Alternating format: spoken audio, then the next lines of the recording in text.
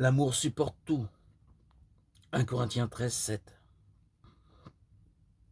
Dans cette lettre aux Corinthiens, l'apôtre Paul avait déjà écrit au chapitre 9. Nous n'avons pas usé de ce droit, au contraire, nous supportons tout, afin de ne mettre aucun obstacle à l'évangile du Christ. L'attitude de l'apôtre est un bel exemple de l'amour qui supporte tout.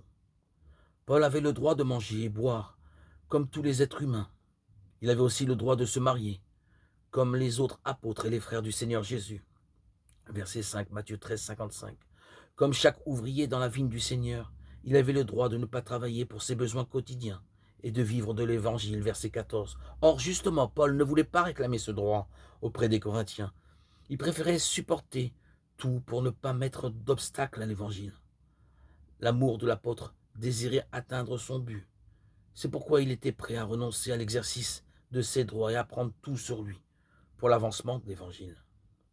L'amour ne se laisse ni décourager ni retenir par les difficultés, car il a un but arrêté devant les yeux. L'amour qui provient de Dieu domine toute la force de la volonté. C'est pourquoi il se distingue d'un simple sentiment. Il y a ce qu'il fait et ce qu'il ne fait pas. L'amour n'est pas seulement un devoir ou un commandement, mais une force, comme il vient de Dieu. Il surpasse tout le reste. Bien que ce soit souvent passivement qu'il supporte tout, il recevra finalement l'avantage dans chaque situation difficile, même si c'est seulement dans la gloire, près de Christ.